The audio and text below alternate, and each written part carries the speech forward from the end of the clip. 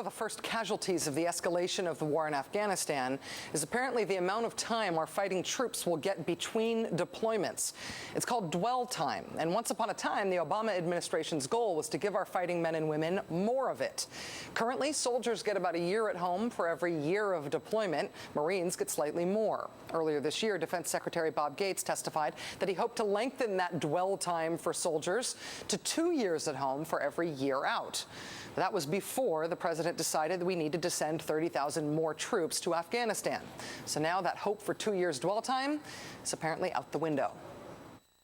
What effect do you see this additional deployment having on dwell time and the length of deployment cycles and reset? We want to get to a point where they're home twice as long. With this deployment decision, we expect it to probably take a couple more years to get to a point where he's out to 2 to 1.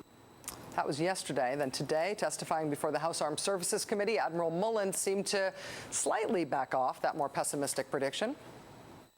We'll still be able to have, on the Marine Corps side, dwell time move out towards 2 to 1 fairly significantly, a little more slowly on the Army side. A little more slowly on the Army side. Jon Soltz of the progressive veterans group VoteVets.org says the dwell time change is bad in itself, and he says it raises the prospect of a whole lot of other potentially troubling consequences of the president's troop escalation for the military. Quote, what about ending stop loss, or not using the individual ready reserve, or mobilizations that are not longer than 12 months for the National Guard and Reserve?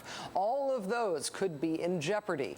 These concerns are why VoteVets.org can't endorse this strategy. The math doesn't add up, and Admiral Mullen's testimony raises more concerns and questions than it answers. I'll be right back.